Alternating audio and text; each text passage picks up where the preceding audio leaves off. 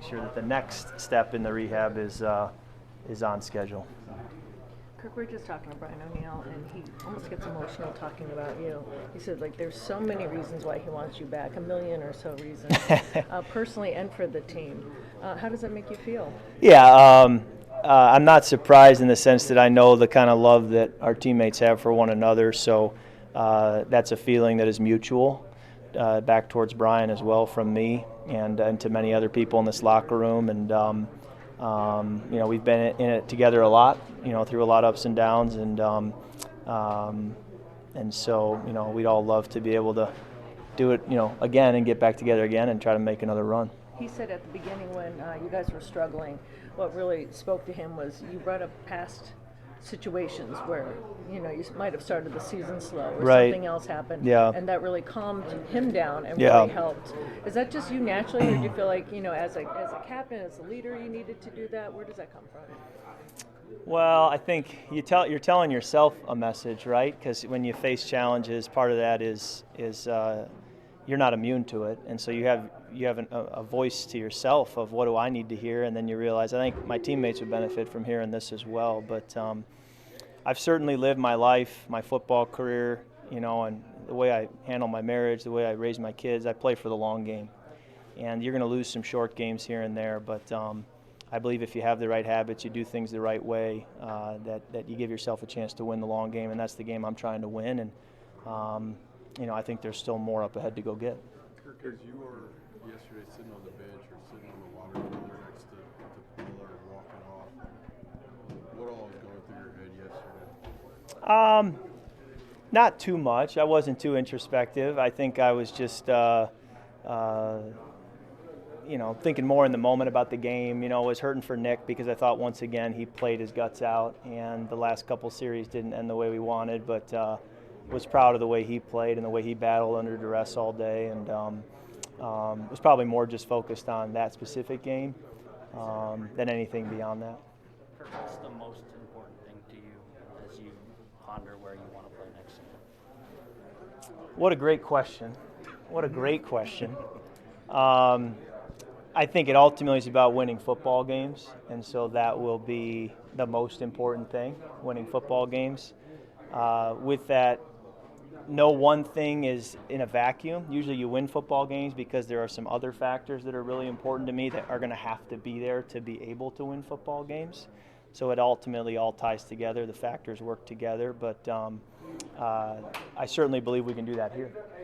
What do you look for, Kirk, when you say you know a lot about this game now? You played a long time, and you know it's not just draft picks you got coming, all those things. Yeah. What do you look for that dictates, hey, this is a contending team, or they've got the right people that can make the right decisions?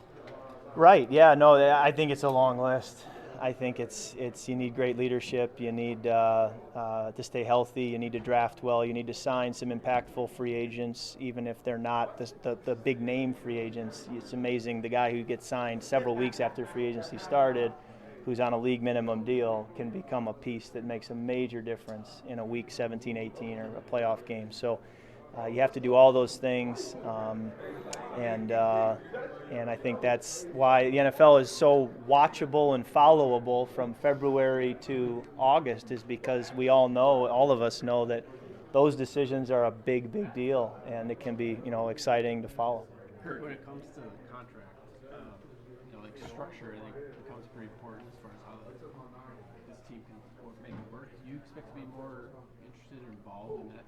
Some of the nitty-gritty about getting something done than maybe before? I think I'll let Mike McCartney do his job, and I'll let the team do theirs. I'm not going to force anything. So we'll let the team do what they want to do. It's their club, and they'll make their decisions, and then we'll react accordingly.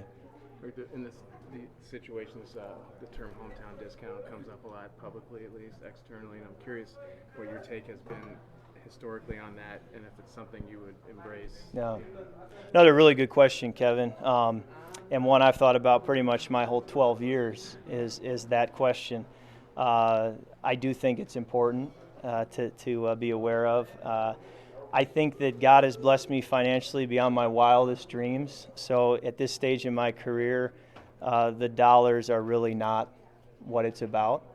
I had a coach who I was with who was a younger coach at the time. This was back 8-9 years ago, and I was before my first franchise tag. And we were talking about the situation, and he made a great comment.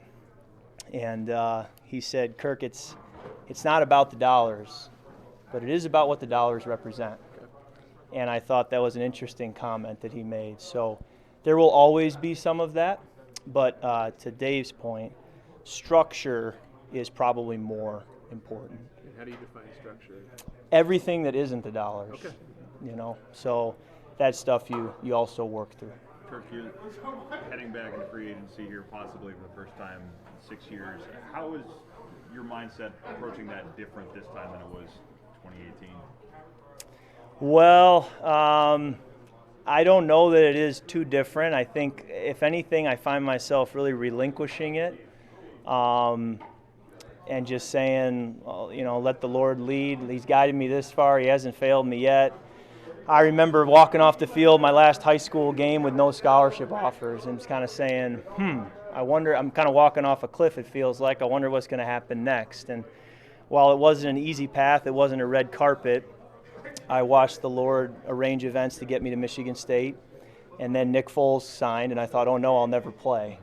And then I watched events be arranged that not only did I play at Michigan State, but Nick Foles also played and became a Super Bowl MVP. And God has a funny way of kind of working everything out in His plan and His timing. And it's not going to be easy, but He gives you the feet to walk the path He gives you. So I watched it happening, being drafted to Washington and saying I'm at a dead end, to suddenly I'm starting my 4th year there and getting franchise tagged. And then I watched it happen coming here, signing the contract I signed, and looking that day saying, I know most of you at the time didn't know my journey, but I found myself saying, how is this happening? I mean, I was the kid walking off the high school field with no scholarship offers. So I continue to hold to that. God's going to have a plan, and I'll trust Him. And it's more my job to relinquish things and not hold them so tightly. And nothing has taught me that more than this injury, of the importance of just letting go and trusting and seeing where things go, and doing your part, but seeing where things go. From a practical standpoint, with the injury, like how that's a curveball you haven't dealt with in free agency before. How will you address that with teams, or potentially with teams, or not, or that might do that, or what will he do? Yeah, I'm not going to try to sell myself, if you will. I think if I kind of like to let people make their own decisions, because I do think that the league needs quarterbacks. Yeah. And if you're trying to talk yourself out of a quarterback, then I can't help you much. The Achilles is going to heal, and it's on track, and I'm a pocket passer, and there's a lot of time before next season. So for a lot of reasons, it doesn't concern me, but I can't convince other people that, then that's okay. When you talk about what the dollars represent, does that just mean how you feel valued by a franchise, or? Yeah, I think it's inherent. When the coach said it to me, I didn't really need it explained to me. I understood what he meant in that moment, when he said that. Kirk, what are the emotions like for you? You've been in this locker room and alongside a lot of these guys today. Like, what are the emotions like? Yeah.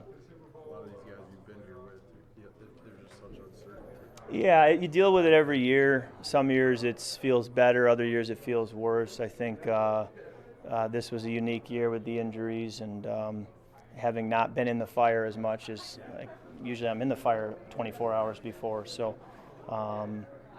difficult to articulate those emotions, but we're all aware of the way this league works and how this day always tends to carry with it a sense of change, or of a reset, or of a completion. And I think it was important just to complete our circles, as my college coach would always say, and kind of finish this year strong the best you can, and then know that a new circle now has to get drawn. Kirk, if they were to sign you and then drafted a quarterback in the spring, possibly to kind of be underneath you for a couple of years, would that be something you'd be open to? Would that affect your interest in being back here if that was a possibility they'd draft somebody?